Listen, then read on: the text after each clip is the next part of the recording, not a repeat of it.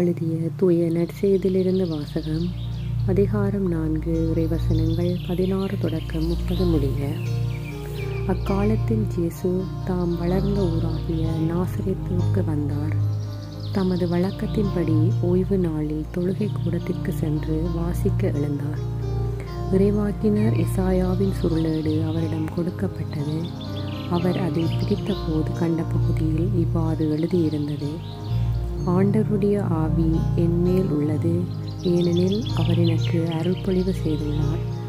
ஏழைகளுக்கு நற்செய்தி அறிவிக்கவும், சிறைப்பட்டோர் விடுதலை அடைவர், பார்வையற்றோர் பார்வை பெறுவர் என முழக்கமிடவும், ஒடுக்கப்பட்டோரை விடுதலை செய்து அனுப்பவும், ஆண்டவர் அருள் தரும் ஆண்டினை முழக்கமிட்டு அறிவிக்கவும் அவர் என்னை அனுப்பியுள்ளார். பின்னர் அந்த ஏட்டை சுருட்டி ஏவலரிடம் கொடுத்து விட்டு அமர்ந்தார். தொழுகை கூடத்தில் இருந்தவர்களின் கண்கள் அனைத்தும் அவரையே உற்று நோக்கி இருந்தன.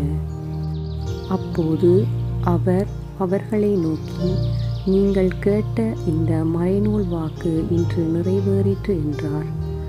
அவர் வாயிலிருந்து வந்த அருள்மொழிகளை கேட்டு வியப்புற்று, இவர் யோசேப்பின் மகன் அல்லவா என கூறி எல்லோரும் அவரை பாராட்டினர்.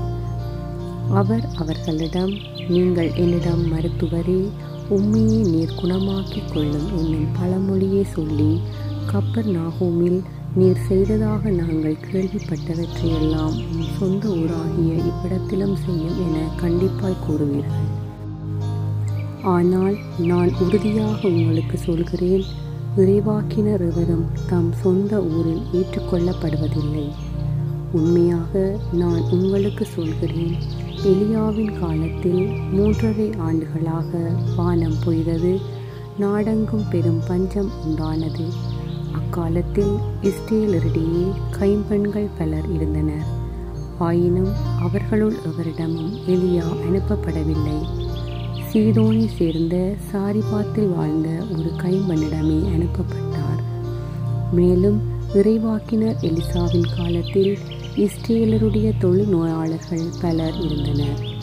ஆயினும் அவர்களுள் எவருக்கும் நோய் நீங்கவில்லை. சிரியாவை சார்ந்த நாமானுக்கே நோய் நீங்கியது. தொழுகை கூடத்தில் இருந்த யாவரும் இவற்றை கேட்டபோது சீற்றம் கொண்டனர். அவர்கள் எழுந்து அவரை ஊருக்கு வெளியே துரத்தி அவ்வூரில் அமைந்திருந்த மலை உச்சியிலிருந்து கீழே தள்ளிவிட இழுத்துச் சென்றனர். அவர் அவர்கள் நடுவே நடந்து சென்று அங்கிருந்து போய்விட்டார். ஆண்டவரின் அருள்வாக்கு. கிறிஸ்துவே உமக்கு புகழ்.